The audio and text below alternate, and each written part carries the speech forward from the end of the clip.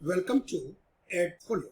और इस लेक्चर में हम डिस्कस कर रहे हैं फॉर्म 16 जो कि इशू किया जाता है एम्प्लॉयर के द्वारा एम्प्लॉय को। और ये फॉर्म जब एम्प्लॉय अपनी इनकम टैक्स रिटर्न फाइल करता है उसको इसके डेटा की जरूरत होती है। इस फॉर्म के अंदर उसकी gross salary, standard actions, tax and employment, HRA की एग्जम्पशंस, जो उसने सेविंग्स की एटीसी के अंदर उसका बाकी और डिडक्शंस का ब्यौरा दिया होता है। जितना टैक्स बना, टैक्स डिडक्ट हुआ। फॉर्म नंबर 16 और उसका part A, name and address of the employer. और राइट हैंड साइड पर रखा है name and address of the employee. PAN of the director, 10 of the director, without 10 tax नहीं काटा जा सकता। और permanent account number of the employee. Assessment year लिखा होगा। जब हम 2021-22 फाइनेंशियल ईयर की बात करेंगे तो असेसमेंट ईयर लिखा होगा 2000। एम्प्लॉयमेंट पीरियड 1 अप्रैल 2021 से लेकर 31/2022 लिखा होगा, या जिस दिन तक की एम्प्लॉयमेंट। ये Q1, Q2, Q3, Q4 लिखे होंगे जो सैलरी का अमाउंट है। जब हम टीडीएस रिटर्न फाइल करेंगे तो ये अमाउंट हमें वहां लिखना होगा, वो यही रिफ्लेक्ट हो जाता है ऑटोमेटिकली। टीडीएस काटा गया और टीडीएस डिपॉजिट, किस बैंक में टैक्स जमा कराया गया, उसका बीएसआर कोड, किस दिन जमा कराया गया, और चालान सीरियल नंबर। ये पार्ट ए है, ये वेरिफिकेशन पार्ट होगा।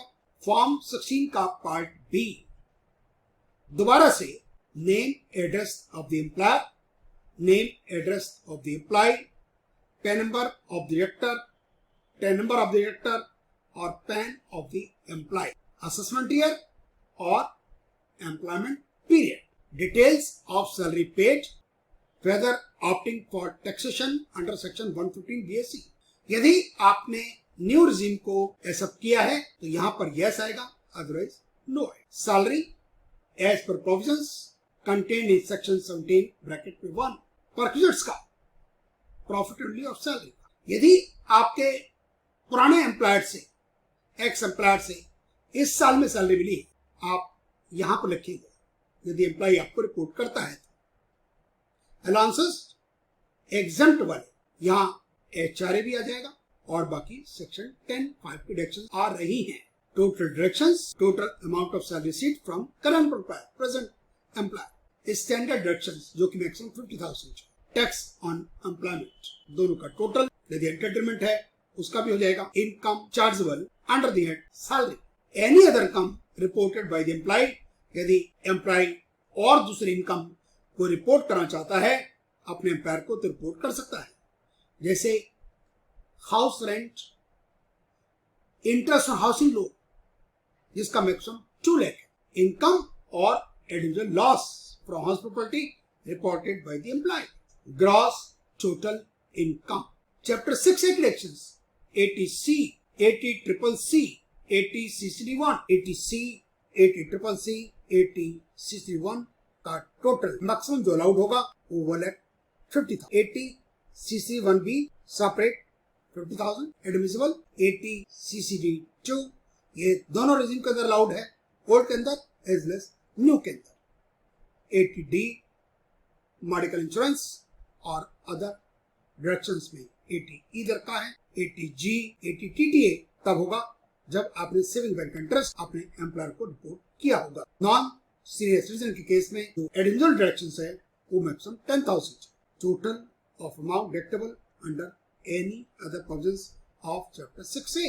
total taxable income, tax on total income, rebate यदि एप्लीकेबल है, सरचार्ज एप्लीकेबल है, हेल्थ एजुकेशन जो कि 4% है। टैक्स पेबल रिलीफ, जब हमें एडवांस मिल जाए या एरियर्स मिले तो हम रिलीफ ले सकते हैं। नेट टैक्स पेबल वेरिफिकेशंस, ये सेक्शन 10 एग्जम्पशंस की breakup, particulars, gross amount, qualified amount और deductible.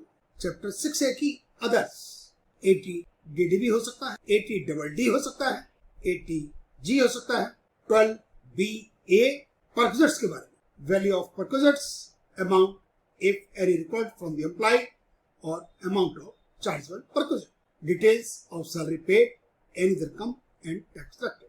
Gross salary less allowances number 2 पर है। 3 पर total amount of salary received from current employer. 4 पर लेस डिडक्शंस अंडर सेक्शन 16। 5 पर total amount of deductions under section 16। 6 पर income chargeable under that salary. Any other income, total amount of other income reported by the employee, 7A and 7B.